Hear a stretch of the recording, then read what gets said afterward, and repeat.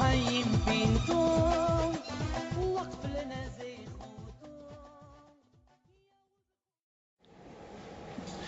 Bishut Marev Rabotai, avec la permission, votre permission, les Rabbanim. Aujourd'hui, on est rentré dans une paracha de Haï Sarah, de la mort de Sarah.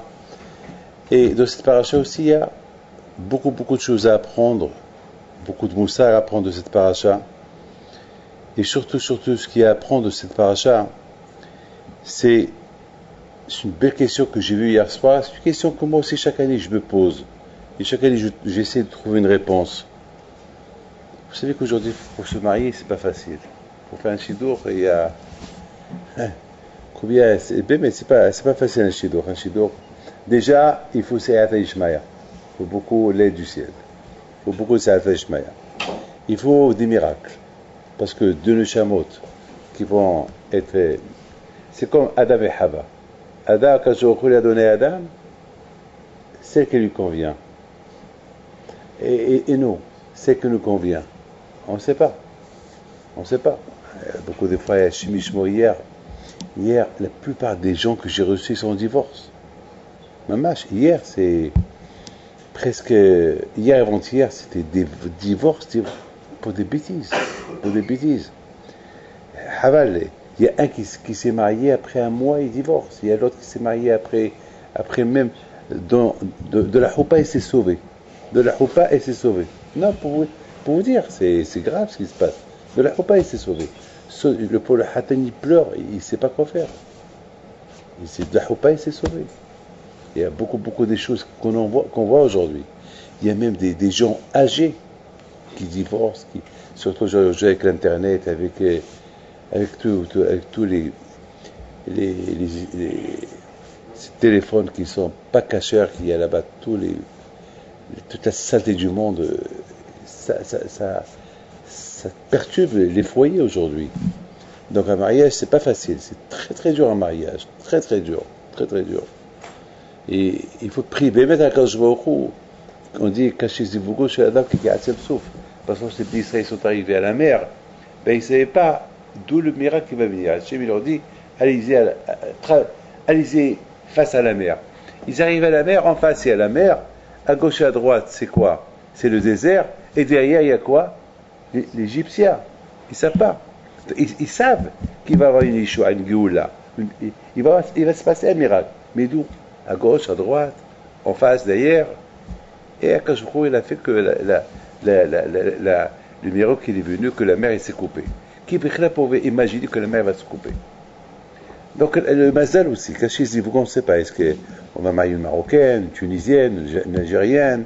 Voilà, moi j'ai marié une Algérienne.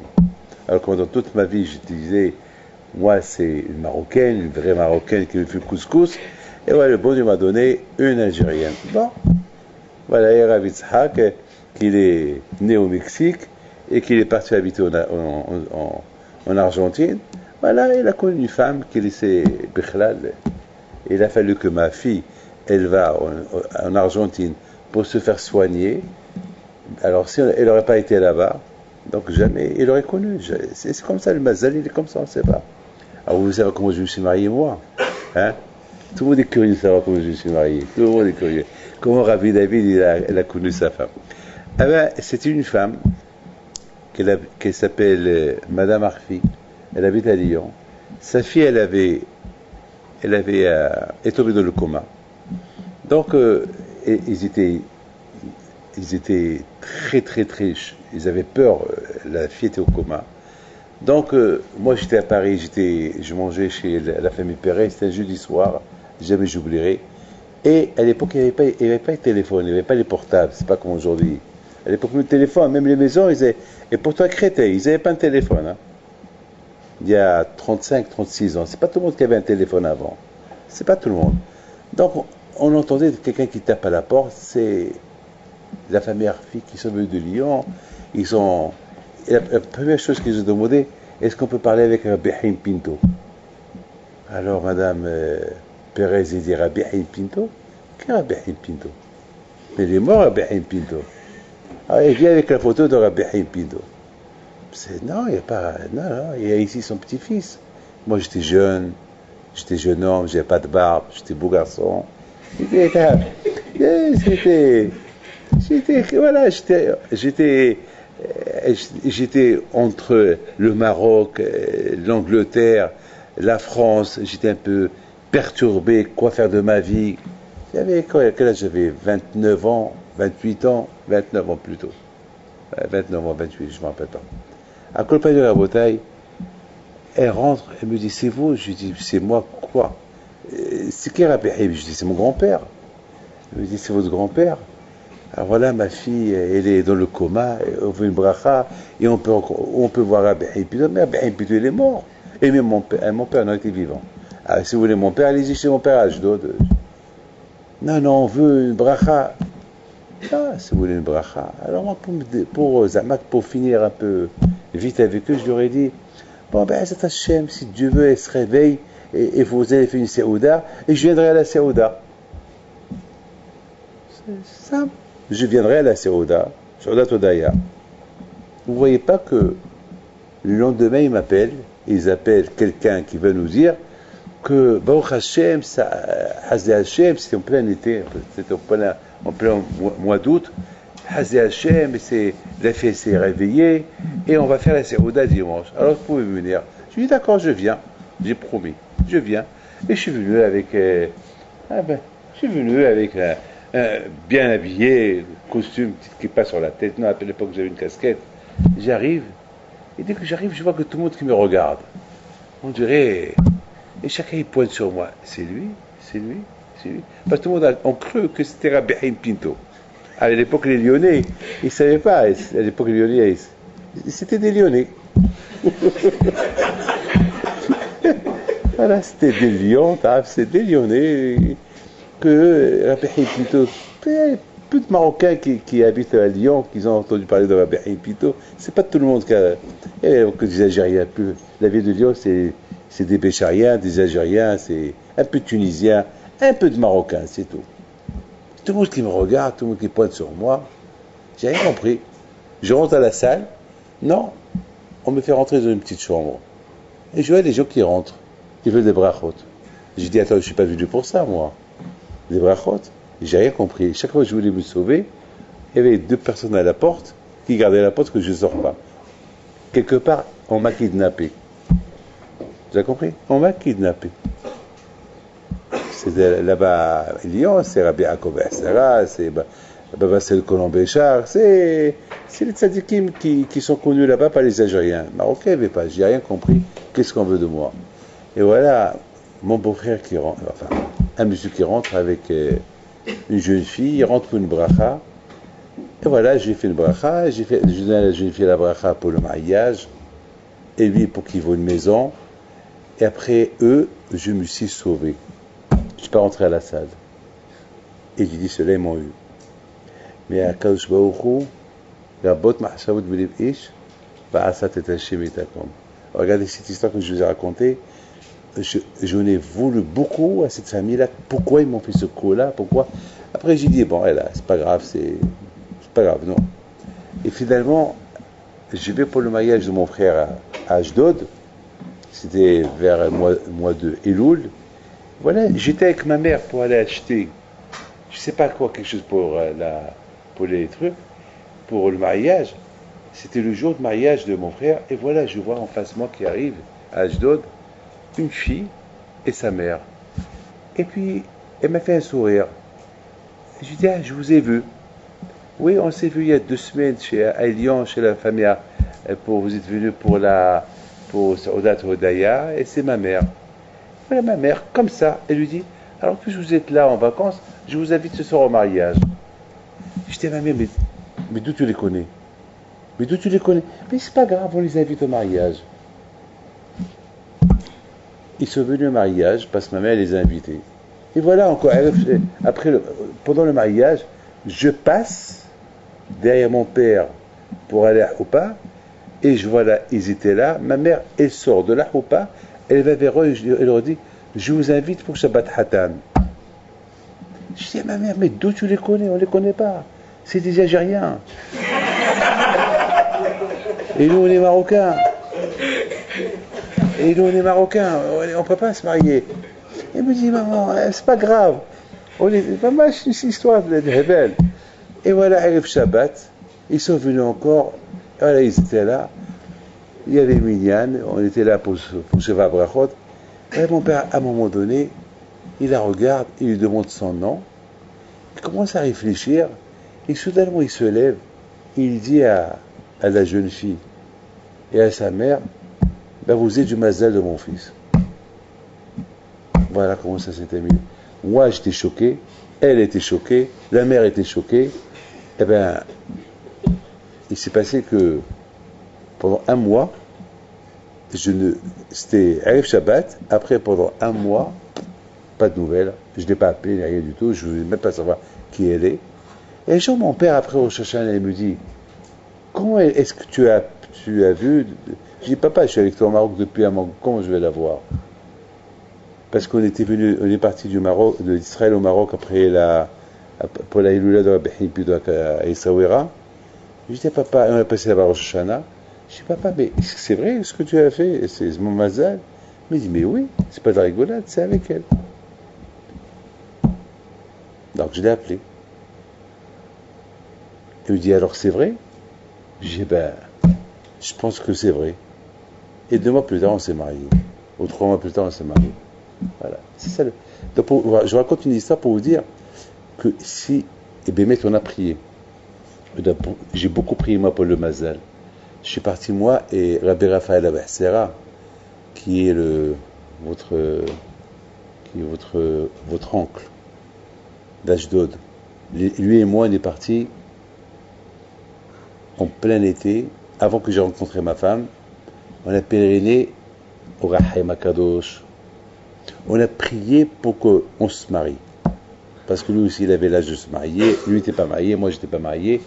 Et on priait pour... Et on est parti chez Rabbi Mordechai Sha'arvi, un Mekoubal. Mais il était en train de faire la sieste. Donc on n'a pas eu le zéro de rentrer chez lui. Mais on est parti le voir, à Yerushalayim.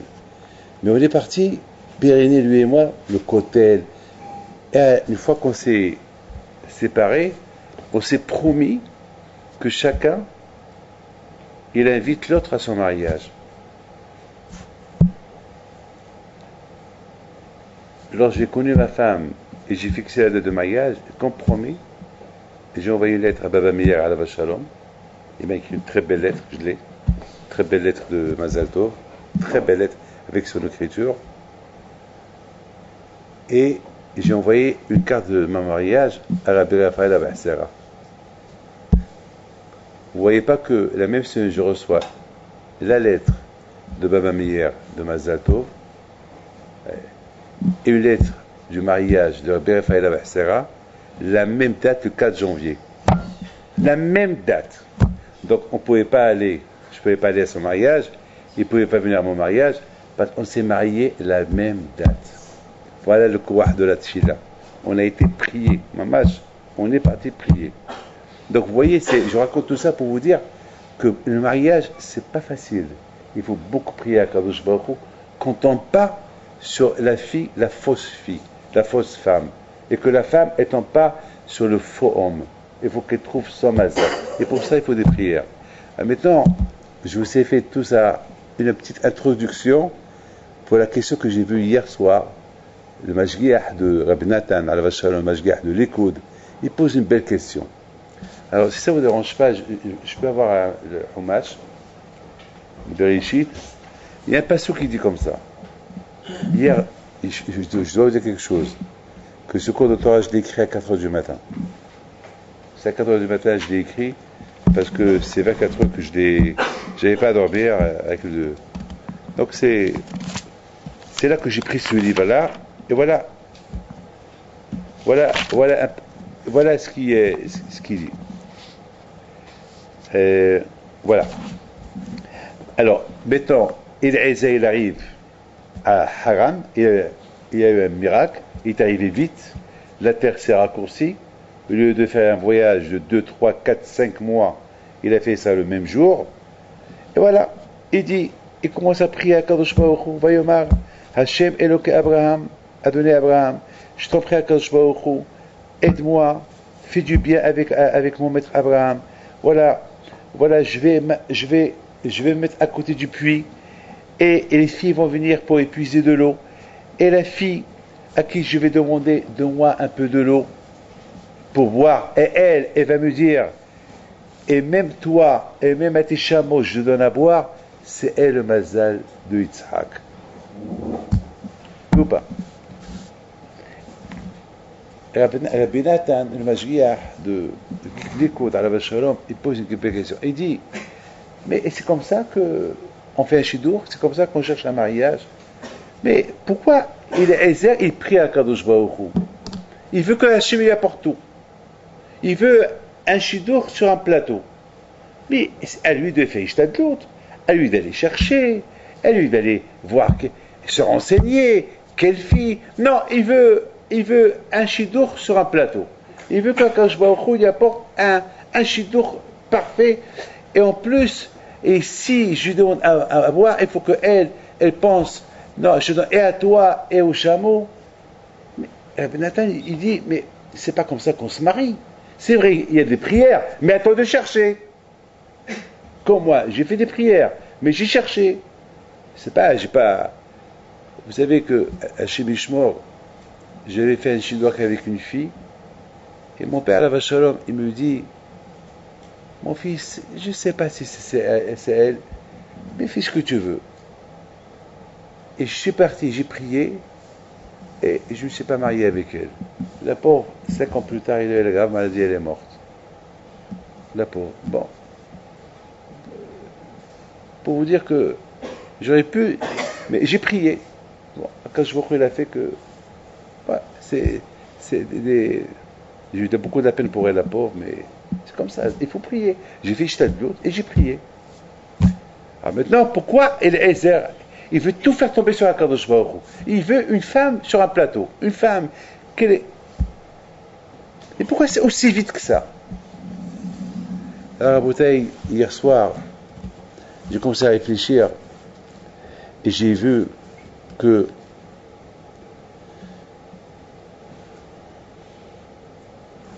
dans la vie,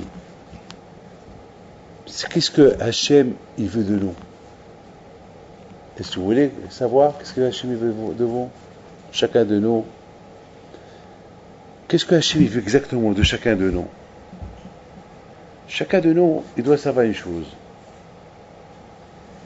Pour être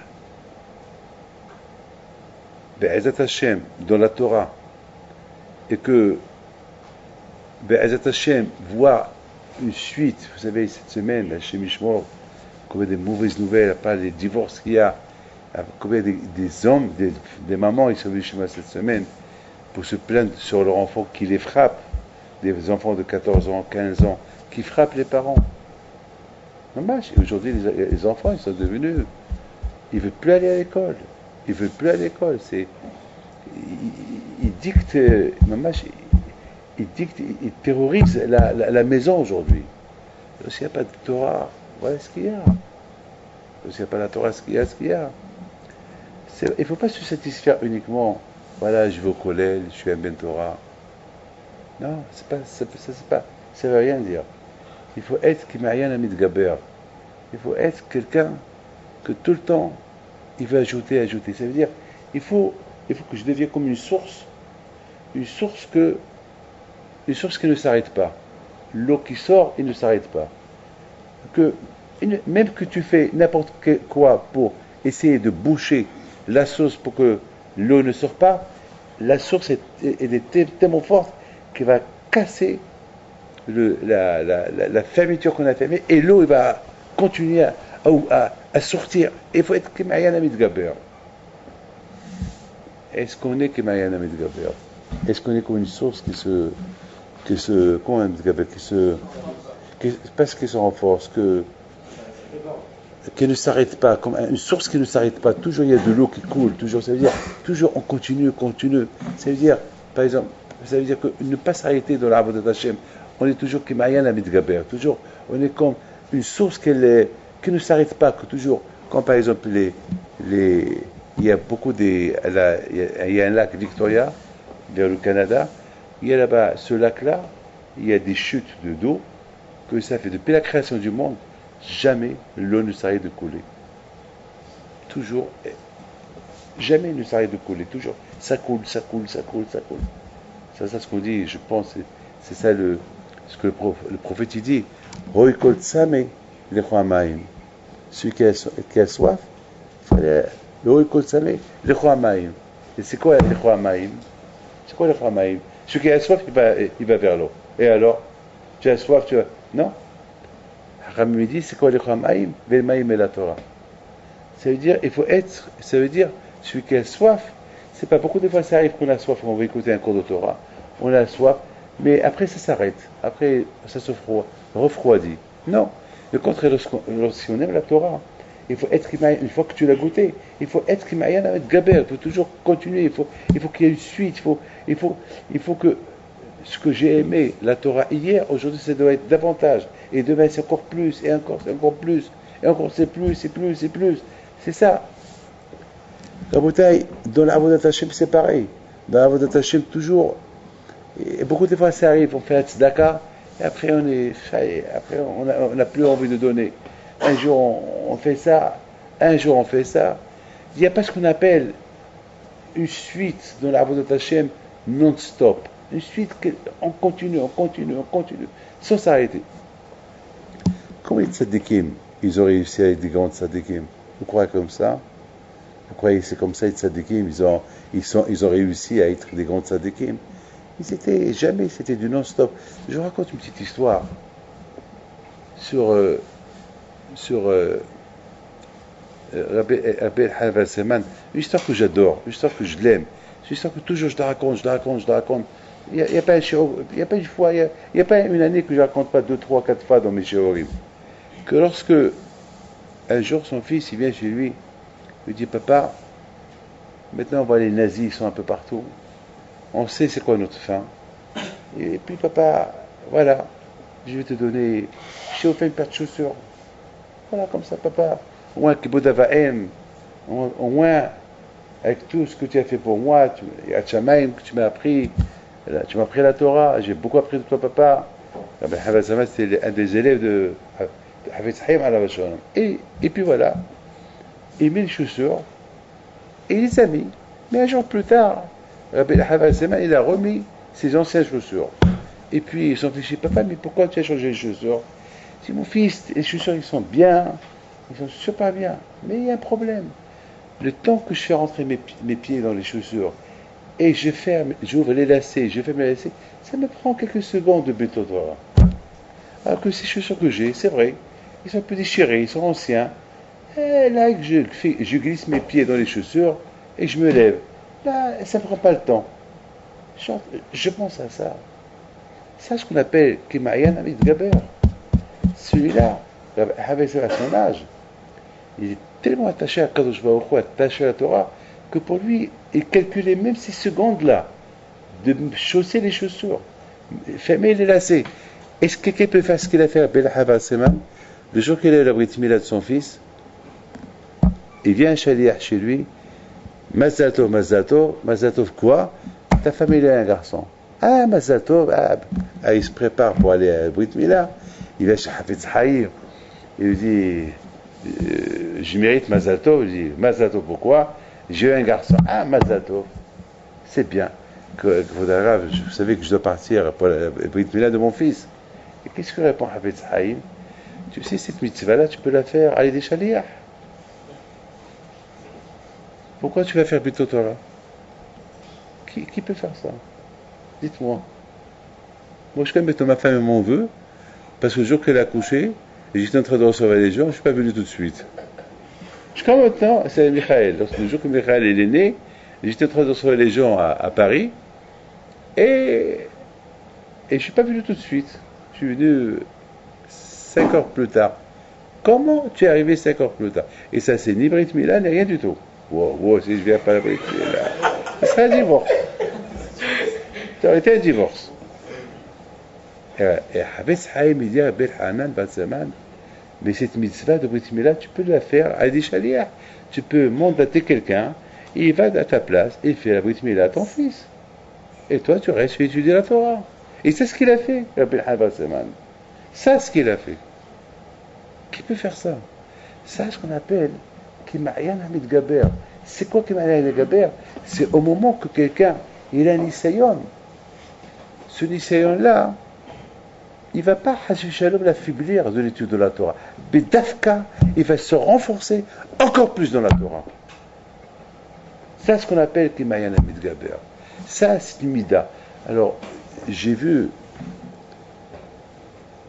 des rabbanim qui disent comment on peut acquérir cette mida. Il y a des grands rabbanim tzadikim qui disent comment on peut acquérir cette mida d'être Kimayan Hamid Gaber. Vous savez ce qu'ils disent? Lorsque on suit à la règle, ce que Hachem veut de nous. Par exemple, vous abririm, vous suivez à la règle, vos darim du kollel ou de la yeshiva. Celui qui montre par le respect du seder que pour lui le seder du makom, le seder de l'étude de la Torah, c'est primordial pour lui, il va acquérir cette mida qui va arriver à Midgaber. Mes amis, vous êtes en train de penser maintenant, Rabbi David, il arrive où? Il a posé une question sur Eliezer, et qu'est-ce qu'il arrive? Qu'est-ce qu'il est en train de nous dire là, Rabbi David? Il pose une question, pourquoi Eliezer il a prié? Pourquoi il va pour chercher un chidour? La question était, très bien, tu cherches, il faut prier, mais attends d'aller chercher. Non, il ne cherche pas. Il veut rester à côté du Marianne, à côté de la source, et qu'est-ce qu'il veut? Il dit à Kadosh Baruch Hu, voilà Kadosh Baruch Hu, tu m'amènes une femme comme ça, et comme ça, il fait, voilà, tout il donne. Pas chercher. Mes amis, écoutez très bien la réponse. Et Eliezer, il a dit à Hachem, j'ai vu cette fille-là, je lui ai demandé à me donner à boire, et qu'est-ce qu'il va me dire? Je te donne à boire et à toi et à tes chameaux. C'est-à-dire que Eliezer, il a demandé à Kadosh Baruch Hu, je veux que cette fille sur laquelle on va bâtir le peuple d'Israël, il faut qu'elle ait la mida de Kimayan Hamid Gaber. Que moi, je lui ai demandé de l'eau pour moi, et elle va faire un plus. Ça, je ne peux pas savoir. Pour être Kimayan Hamid Gaber, il n'y a que la Kadosh Baruch Hu seul qui peut trouver cette femme-là. Qu'elle a cette mida de Kimayan Hamid Gaber. Cette mida qu'il ne va pas se satisfaire par une chose qu'on lui demande, et elle va faire plus. Par exemple, dans la vie de chaque jour, ce qu'il a 1 million, il veut 2. Il a 2, il veut 4. Il a 4, il veut 10. Et c'est comme ça. Kimayan Hamid Gaber, dans le sens du matériel. Par exemple, dans le sens de Achnasat Rahim, comme j'ai appris moi chez mon père, chez nous, que c'est des gens bien, que lorsqu'on a des invités, on leur donne et on essaie de leur ajouter encore. Alors, beaucoup de fois, ça arrive, moi, c'est ma mida. Alors, il y a beaucoup de gens qui me disent, il ne faut pas les gêner. Je dis non, je ne les gêne pas. Parce qu'ils ont honte. Ils ont honte peut-être de demander. D'ailleurs, il y a une halakha dans Shulchan Aruch qu'on donne à l'invité un grand, lorsqu'on fait le moutsi, on donne à l'invité un grand morceau de pain. C'est pas parce qu'en général, le moutsi, c'est un petit morceau de pain, on donne à chacun. Mais à l'invité, tu lui donnes un grand morceau de pain. Pourquoi? Il se peut qu'il ait la faim. Donc au moins, pour ne pas qu'il te demande, parce qu'il va avoir honte de se servir, donc tu lui donnes. Il faut toujours voir les choses. C'est ce qu'on voit chez les tzadikim. Ils disent un peu, et bien ils disent un peu parce qu'ils veulent faire peu. Mais après, ils sont comme Hamid Gaber. Après, ils disent non, il faut faire un peu plus. Cette mida, c'est pas tout le monde qui l'a, cette mida. C'est une grande mida. Et c'est ce qu'Eliezer a demandé à Kadosh Baruch Hu. Eliezer a demandé à Kadosh Baruch Hu. Cette mida que la fille que je vais rencontrer pour Yitzhak Avinu, qu'elle soit à cette qualité-là, qu'on lui donne un peu, et elle comprend d'elle-même, elle va faire 2 fois plus, ça je ne peux pas savoir. Ça, c'est à cause de toi, Hachem, qui est Bohem, qui sait qu'est-ce qu'il a chaque adol. Ça, je peux pas. Ça, je risque de me tromper, Hachem.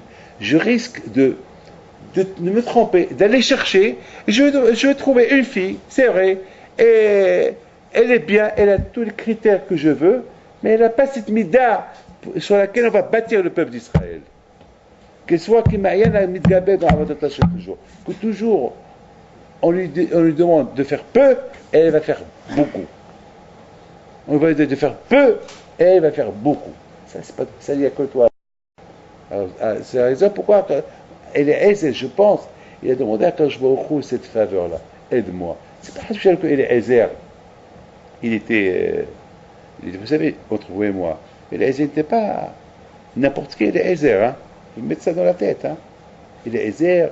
Il connaissait chez même les forages. Il a même fait survoler les chameaux dans l'air. C'était pas n'importe qui, il est aisé. C'était un grand tzaddik, il est aisé. Dolé Mutaratrabo, ou Mashkal et Ahirim. Il était mamash, il étudiait la Torah, il enseigne la Torah. C'est pas la Torah d'Avraham Avinu, Avraham Avinu lui faisait confiance. Et il y a quelqu'un qui m'a posé une question cette semaine.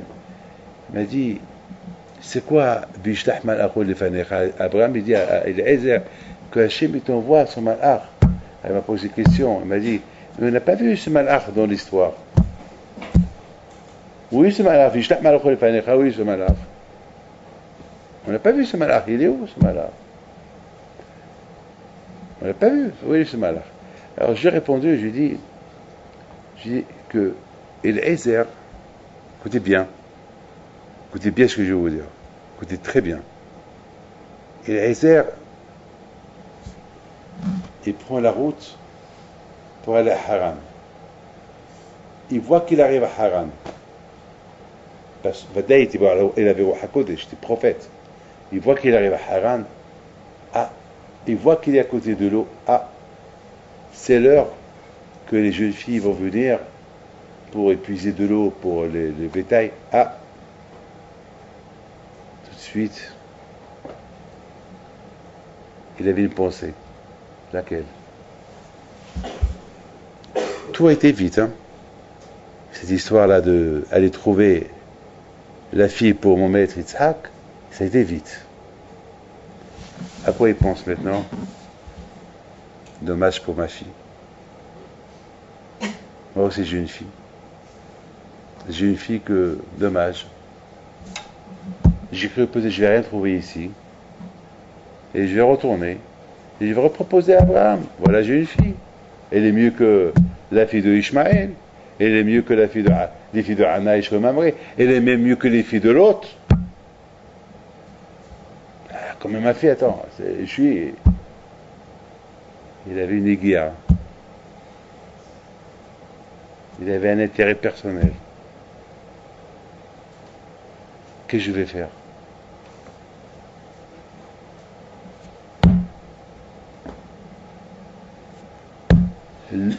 Et l'Ezer, c'était à Moshe le Bechorashelo, Moshe le Bitzro. Il était Moshe, il dominait le Sahara. Tout de suite, il a dit à Hachem, je peux tout avoir maintenant. Mais Hachem, tu vas m'aider. J'ai un grand Yitzhara de proposer ma fille encore. Alors Hachem, je t'en prie, aide-moi. Amène-moi cette fille. Comme que je veux. Ça veut dire, Rabotai, et l'Ezer, la tzitko de l'Ezer, au moment qu'il a senti qu'il avait une igia, il avait un intérêt personnel. Lorsqu'il a vu ce danger de l'intérêt personnel qui commençait à se réveiller en lui, je pense, je donne la deuxième réponse, il a commencé à prier à Kadosh Baruch. À Kadosh Baruch, je t'en prie. Apporte-moi cette fille-là qui n'est pas chez ma fille. Je ne pense pas que ma fille est qui m'a Ayana Gaber. Trouve-moi une. Je ne pense pas que ma fille elle est comme ça. Ça, c'est le courage de l'Ezer. Et c'est la raison pourquoi, Rabotai, Il est aisé, il a eu un grand srout. Lequel? Ce malach-là. Au moment, Abraham lui a dit, c'est quoi les fanecha devant toi? C'est quoi devant toi? Tout dépend qu'est-ce que toi tu es en train de voir. Si toi tu vois la bonne chose, tu vas créer un malach. Et ce malach-là, il va te protéger. On fait mitzvah, on crée un malach. Parce que maintenant, entre vous et moi, il a fait encore aucune mitzvah. Pourquoi? Parce que, au lieu qu'il va 4 mois de voyage, ça lui a pris un jour. Donc, tout de suite il est arrivé. Donc maintenant, il a commencé à jouer dans sa tête. Alors, pour ne pas que les Sarah jouent dans sa tête, pour proposer encore une fois sa fille à Abraham, il prie à Kadosh Baruch Hu. Abraham, il ne veut pas de ma fille. Et moi, je veux qu'il prenne ma fille pour sa fille, pour son fils. Alors, Kadosh Baruch Hu, je t'en prie, trouve-moi une fille que son caractère, il n'est pas comme c'est de ma fille. C'est de ma fille, je la connais. Elle n'a pas, je ne pense pas qu'elle a. Peut-être, regardez comment il a annulé il s'est annulé devant Kadosh Baruch Hu. Et là, Kadosh Baruch Hu, il l'a aidé. Là, Kadosh Baruch Hu. Et ce malach la vishlach malachol lefanecha. C'est-à-dire, si tu fais ta shlichut bien, si tu fais bien ta mission, alors tu vas créer un malach. Et je termine. Après que Eliezer il est retourné avec Déborah, avec Rivka, il y a beaucoup de miracles ou pas? On a eu que en une semaine, tchic-tchac, qui peut faire ça? Qui peut aller demander une fille? Déjà, on ne connaît pas Eliezer. On lui donne une fille comme ça, on la connaît, sans connaître qui est venu. Il y a beaucoup de Serat Ishmaël ici. Et en plus, Rivka, il dit, si vous ne me laissez pas partir, je partirai moi-même. Ça veut dire qu'il y a eu beaucoup de miracles ici. Et après, ils l'ont béni. Et il est parti. Et la Gemara, il dit, lorsqu'il est arrivé, il est aisé à raconter toute son histoire à Abraham et Yitzhak. Il y a Midrash qui dit qu'Abraham, il dit à Yitzhak, va voir s'il est encore Betula. C'est de la folie, hein? Va voir s'il est encore Betula. Parce que ces Avadim, ils sont Hashudim. Sur Znout. Comme ça, le Midrash il dit, ces Avadim, ils sont Hashudim sur Znout. Va voir, parce que, va voir s'il est encore Betula. Ah, mais n'oublie pas que Rivka, elle est tombée. Et lorsqu'elle est tombée, elle a perdu ses Betulim.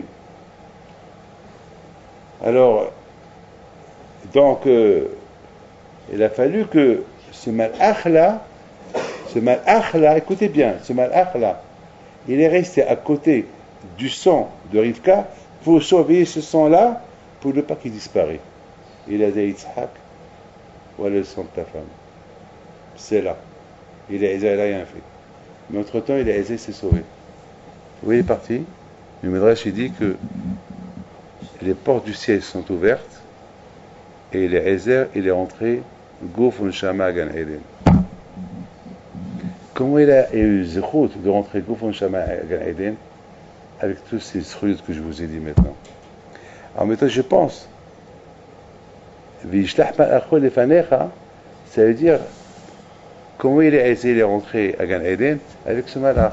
Il t'a bêché le malach azé, il s'est habillé en ce malach-là, et il est rentré avec Gan Eden. Parce qu'on n'a jamais vu ça. Ça veut dire qu'Abraham Avinu, il a dit à Eliezer, n'aie pas peur. Voilà. Toi, tu fais bien ta mission. En faisant bien ta mission, tu vas bien réussir. Tu vas bien réussir dans ta mission. Et non seulement tu vas réussir, tu crées un malach qui va te protéger. Mais la suite, on a vu la suite. La suite, ce finalement, ce malach-là, il a protégé parce qu'il a gardé les bitulim de Yitzhak, de Rivka, pardon. C'est important ça. Et en plus, c'est avec ce malach, il est rentré à Gan Eden. Voilà, Rabotai, 2 choses on a appris de ce shiur-là. Combien la nigia, elle est importante.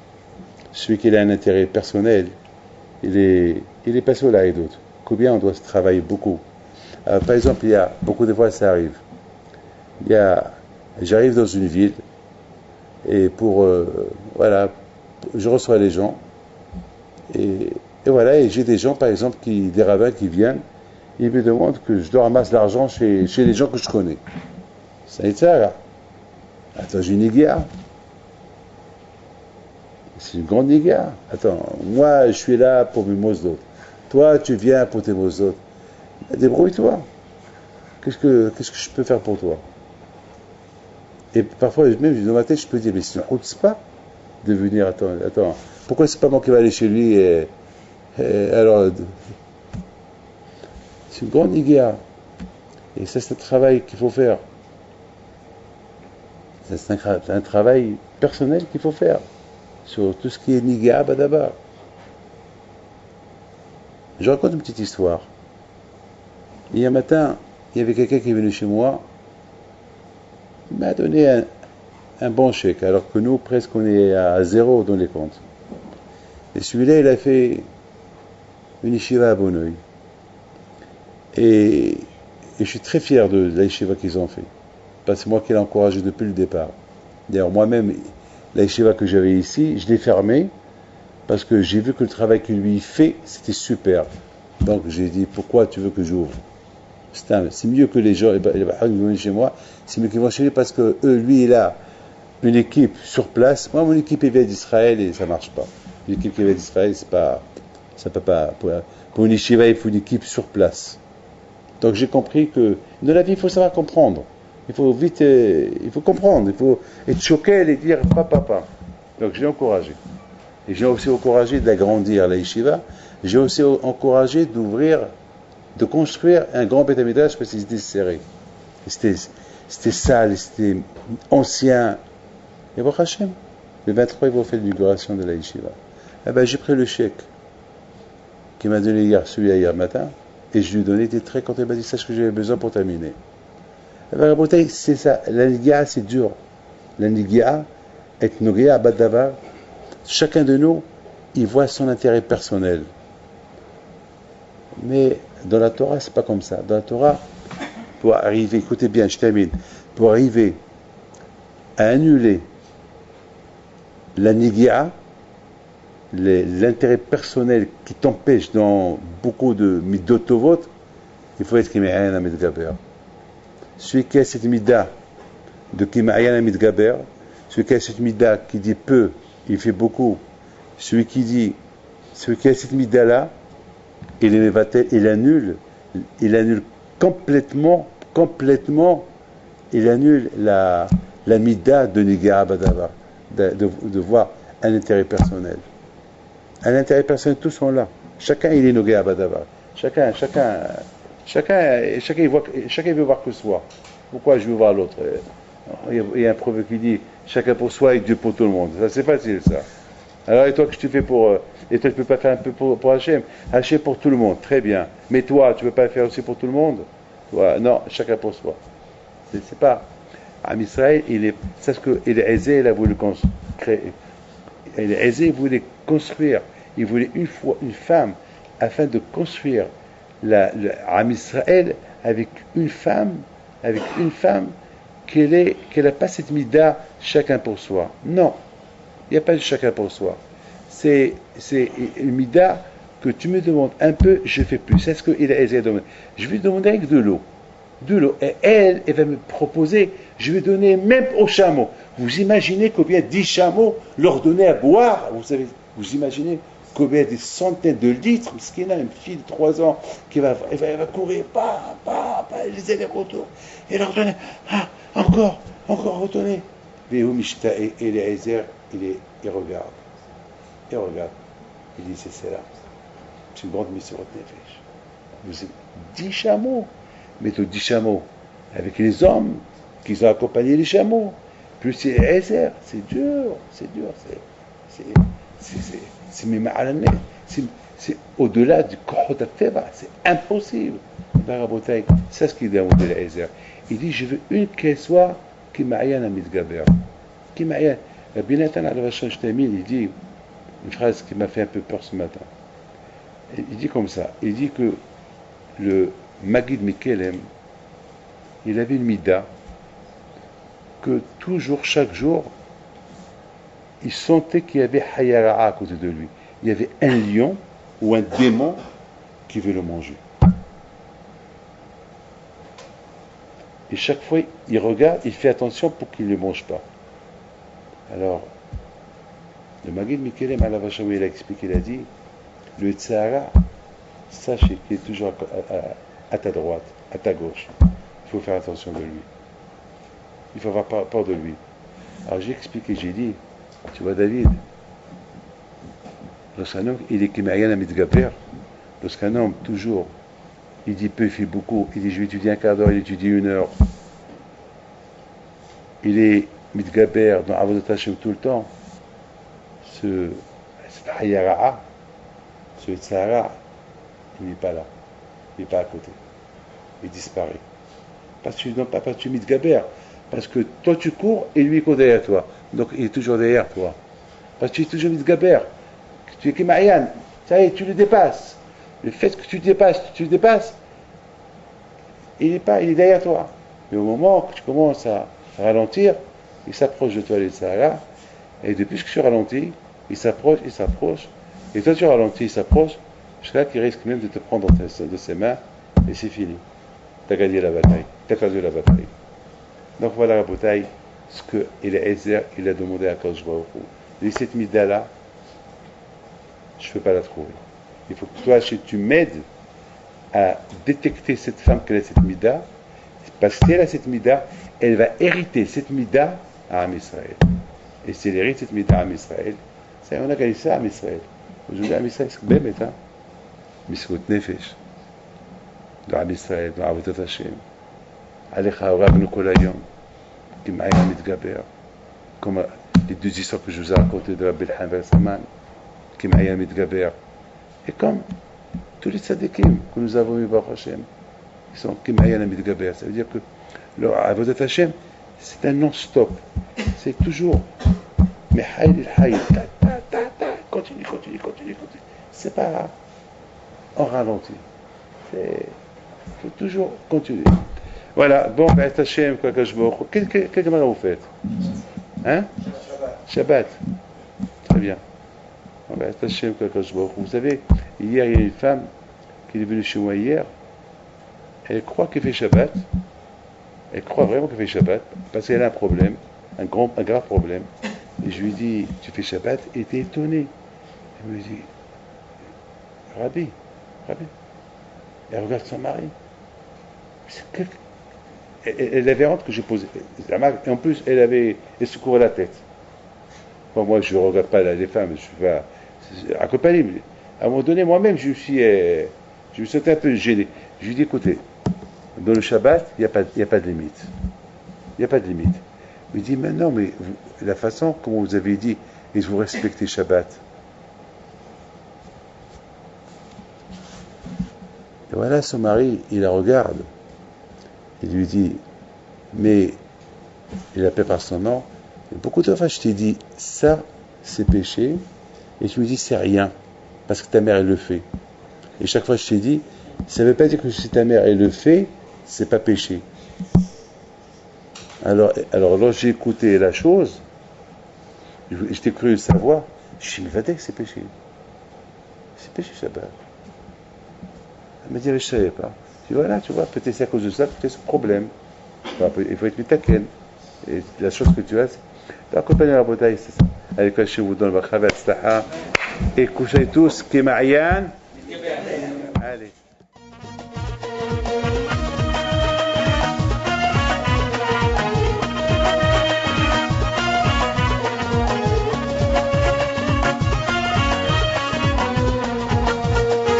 نضوي انا صغرتو على ربيع حي بنتو